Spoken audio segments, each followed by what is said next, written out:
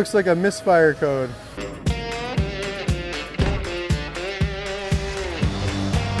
Now I'm just working on a 23 Silverado. Customer complaint was that the trim wasn't adhering properly on the side of the console, so we're just replacing some trim pieces and sending him on his way once we get it all back together there. Fairly easy process. Yeah, I just had to rip off the top trim on top of the console there, pull it out, put some little plastic clips back into place, and you're good to go. I'm Taylor AutoMall. I'm a third-year apprentice here at Taylor AutoMall. Chris, I was wondering if you take a peek at this trim piece that's going along the side of the truck. I guess the customer wanted the top part of the console replaced because it wasn't pulling itself together nice. I've taken it out, put it all in. It's all down into the anchor points, and it's nice and flush. And he's still having almost looks like the trim piece has been warped from someone removing it wrong, like the one on the side. I believe it's been apart before a few times. This is what I replaced on it, was this right here. And That's not the piece that he's got. yeah, He wants the piece on the side. that's what I'm thinking that we need to do. I think it's all under warranty anyway, so Is this the new one? that's the old one. Yeah, right on the side needs to be done as well, eh? Other side like that too? No, the other side's not like that. So it just cups in here. Yeah. And there's nothing up at the front here to actually pull it in. The clips stop there. So I'll just order that wood piece for him and then we'll send him on his way? Yeah. Okay, sounds good. All good to go, yep. Yeah, I just gotta return this to parts. Yeah, they like to get their stuff back. Next we gotta go pull those codes there. So a big part of our job is that when we bring a vehicle in, we have to note in our work order whether we were able to verify the customer repair or not.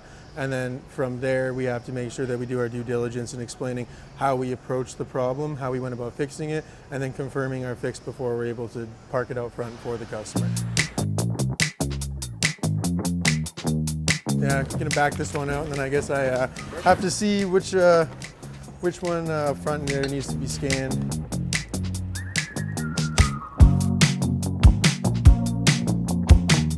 So right here, we're just, this is how we store our keys. They go into this, it's pretty much a safe box. We just put in our technician number, it opens up under our name, and then foreman and owner is able to track who had keys at what time, just in case anything goes wrong. I was told to see you about a new core truck that needed codes pulled. I was just wondering, is it the one outside the door? Okay. Throw it up on the hoist. Throw it up on the hoist too? I want to see if it's leaking or not. I want to see what codes are in it. Okay, sounds good. So this one, I believe, is a truck that we replaced the engine in. Customers just having a little bit of a disappointing time with how it's been performing lately. So I guess it finally threw a code. So we're going to see what it's all about and make sure that the quality of our work is okay. Just got to grab my computer there and we're ready to get rolling.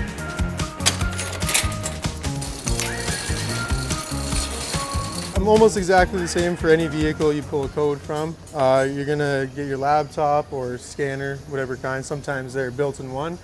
And really the main point of the whole process is just gotta make sure this is hooked up to your DLC connector, and then whatever type of computer or software you have on your scanner will go through all of the modules on the vehicle, and they will report back with faults. And based off of those fault codes, that's what allows us to be able to pinpoint and go through the vehicle to isolate circuits, isolate parts. Sometimes just as simple as just reprogramming a module. You know, you never really know what you'll get into, but for the most part, actually pulling the codes and going forward from there is a similar procedure for all makes and models and brands. You see, all we're going to do is connect to the vehicle, and once the computer figures out what's going on, it's going to bring up all the information associated with it and the vehicle ID. Not really an exact science fixing cars, but you can try and make it as close to one as you can, right? Yeah, sometimes you got to go through and actually custom build the truck. If the scan tool finds too many generic prompts coming up, it'll ask you to go through like so and build. So for some reason, when it went through and scanned with the trouble codes that it set, it wasn't able to pull like the transmission identifier, right? So that's when it would ask me to be able to go through and verify myself.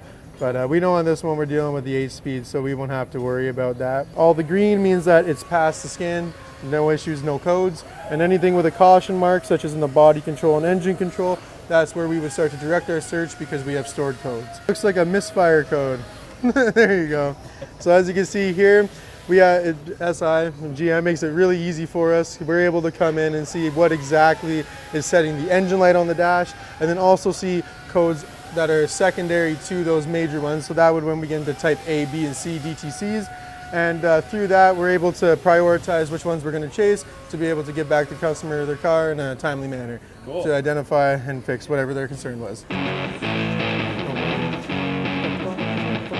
And this is the printout that we would give service managers, customers, all that, just so we can go through and just have a paper copy. And as you can see, it'll put the module, the code, the symptom byte, and then it'll give you a little description of the DTC.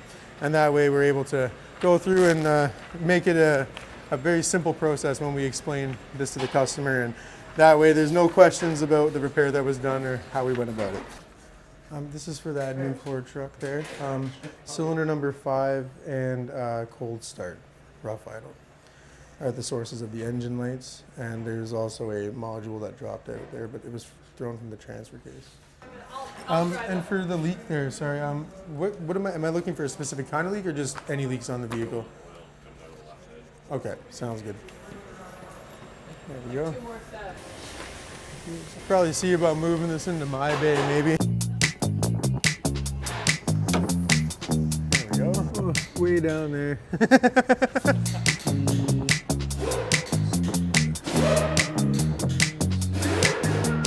What I like to do is go through the computer and bring up the data. That way we can confirm without having to get invasive to see which cylinder, confirmed cylinders, all that, especially when dealing with misfires.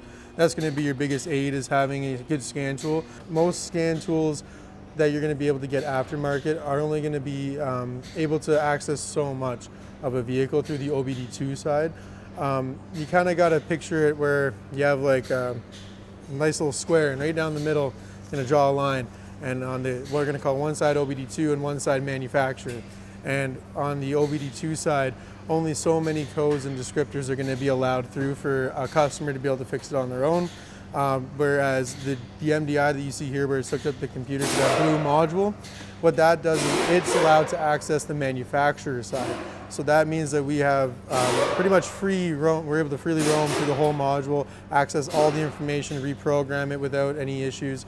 And there won't be any interruptions with communications. So when you bring it to the manufacturer, you do get the peace of mind knowing that you have the entire vehicle scanned through, and every code will be pulled, and you won't have a problem with the descriptors not presenting properly. Another big thing that we have access to is our service information, and what that does is essentially it's like an online book for every make and model that GM has. And what you can do is you take your VIN and you punch it into this program, and what it'll do is it'll bring up all of the build information. So then let's say we're doing something simple like replacing this air box. Even for something as simple as that, there will be a service procedure for it that you can access with a document number. So you're always able to cover your butt when it comes to repairs, just in case something were to go wrong. So you're able to prove that you looked at instructions, you followed them to a T, you've included the document number, so another technician or service manager is able to go in and see exactly what you did and the steps you followed. We've done our due diligence, and the vehicle is fixed right the first time on time.